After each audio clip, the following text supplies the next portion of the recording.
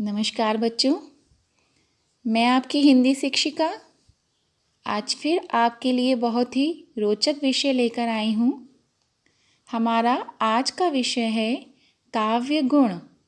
इसे हम शब्द गुण भी कहते हैं। तो बच्चों, जल्दी से तैयार हो जाइए, अपनी पेन और कॉपी उठा लीजिए। हम अपने विषय को शुरू करने जा रहे हैं। तो हमारा आज का विषय है काव्य गुण। बच्चों, कविता कामिनी को अलंकारों से सुसज्जित कर भी विद्वानों ने उसके आंतरिक रूप को ही महत्व दिया।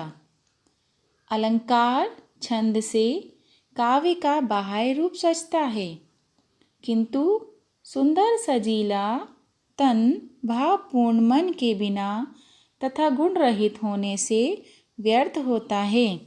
बच्चों, अगर किसी का तन बहुत सुंदर है लेकिन मन सुंदर नहीं है तो उस व्यक्ति की प्रशंसा नहीं होती है।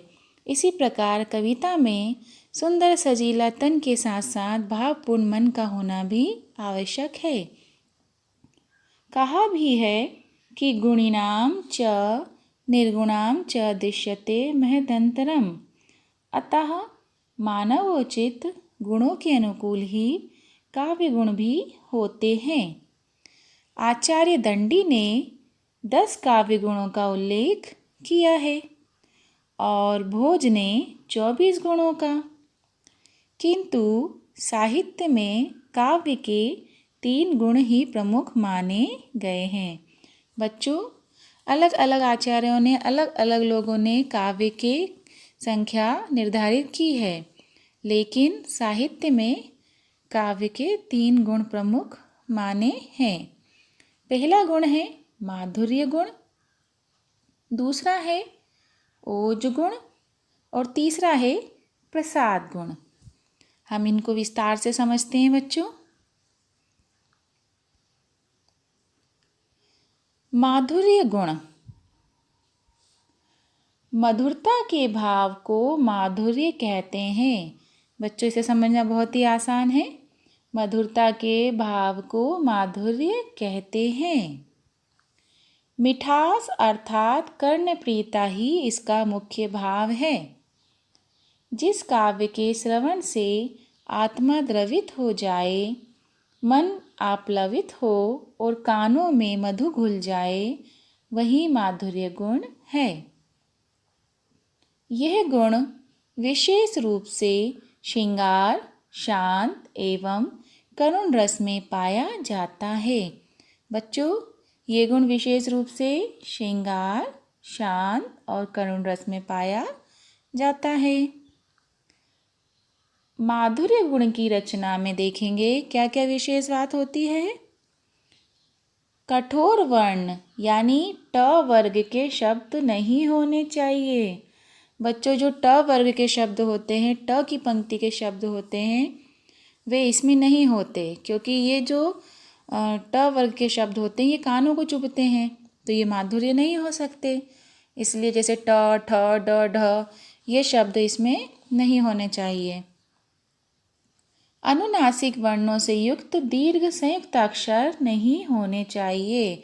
अनुनासिक वर्ण और दीर्घ संयुक्त अक्षर भी इसमें नहीं होने चाहिए। लंबे लंबे सामासिक पदों का प्रयोग भी वर्जित है। इसमें लंबे लंबे सामासिक पदों का प्रयोग भी नहीं होना चाहिए। कोमल कांत मृदु पदावली एवं मधुर वर्णों जैसे क, ग, ज, द आदि का प्रयोग होना चाहिए। जो हमारे मधु वर्ण होते हैं, जो हमारे कानों को प्रिय होते हैं, ऐसे वर्णों का प्रयोग इसमें होना चाहिए। बच्चों, उदाहरण देखेंगे। बसो मेरे नैनन नंदलाल, मोहनी मूरत सावरी सूरत, नैना बने विशाल। इन पंक्तियों को पढ़ के हमें कर्णप्रिय लगे, ये मिठास है इन पंक्तियों में। इस प्रकार यहाँ पर माधुर्य गुण है। अगला है ओज गुण। जैसा कि नाम से ही हमें ज्ञात हो रहा है, जिस काव्य रचना को सुनने में उत्तेजना पैदा होती है उस कविता में ओज गुण होता है। ओज का संबंध चित्त की उत्तेजना वृत्ति से है। वीर रस की रचना के लिए इस गुण की आवश्यकता होती है। बच्चों, उत्तेजना और ओज गुण किस रस में होगा? वीर रस में। इस गुण को उत्पन्न करने के लिए विद्वानों ने निम्न गुणों का विधान किया है। आप देखेंगे, पंक्ति में कहीं भी शिथिलता नहीं होनी चाहिए। हमारी जो ओज गुण की पंक्तियाँ होती हैं, जो काव्य रचना होती है, वो पंक्तियाँ ओज से भरी हुई होती हैं, उनमें कहीं शिथिलता नहीं होनी चाहिए। रचना में ट वर्ग और सभी कठोर व्यंजनों का आधिक्य होना चाहिए। इसमें ट वर्ग आ सकते हैं, कठोर व्यंजनों का प्रयोग भी हो सकता है। जैसा हमने माधुर्य गुण में पढ़ा था कि वहाँ ये वर्जित था, लेकिन यहाँ पर ये हो सकते हैं। लंबे लंबे सामासिक पदों का प्रयोग भी होना चाहिए। अधिकाधिक संयुक्त अक्षरों का प्रयोग होना चाहिए।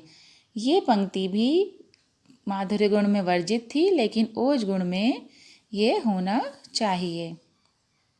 उदाहरण देखिए, खूब लड़ी मर्दानी वह तो झांसी वाली रानी थी, महलों ने दी आग झोपड़ियों में ज्वाला सुलगाई थी।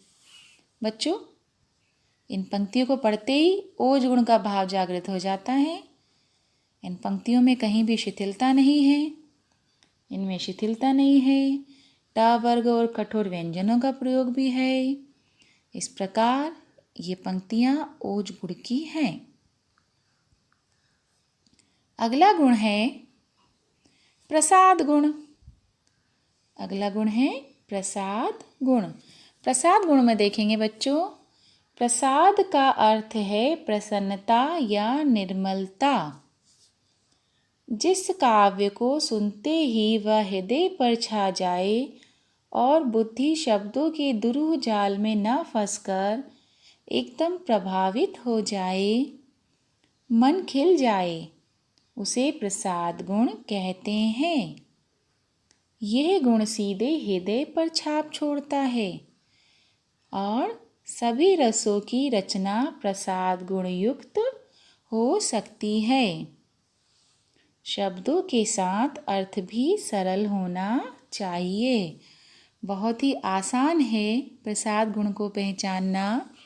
प्रसाद गुण में शब्दों का अर्थ बहुत ही सरल होता है, पढ़ते ही प्रसन्नता हो जाती है। बच्चों, व्यस्तता के इस युग में हमें आज प्रसाद गुण युक्त काव्य की बहुत आवश्यकता है। यही गुण अधिक समय तक प्रभावशाली रह सकता है, क्योंकि यह सीधे हृदय पर छाप छोड़ता है। और जैसा कि मैंने आपको बताया कि सभी रसों की रचना प्रसाद गुण युक्त हो सकती है, सभी रस इसमें हो सकते हैं। प्रसाद गुण का संबंध सभी रसों से है। उक्त दोनों गुणों की तरह ये गुण किसी रस विशेष से नियंत्रित नहीं है। ये गुण किसी रस विशेष से नियंत्रित नहीं है, सभी रसों में हो सकता है। शब्दों के साथ अर्थ का भी सरल होना आवश्यक है, जिससे जो बात कही जाए उसका वही अर्थ होता है। इस प्रकार प्रसाद गुण हमारा बिल्कुल ही सीधा साधा होता है, सीधे हृदय पर छाप छोड़ता है। उदाहरण देखेंगे, मानुस हो तो वही रस खान, बसो जो ब्रिज गोकुल गाँव के ग्वारन।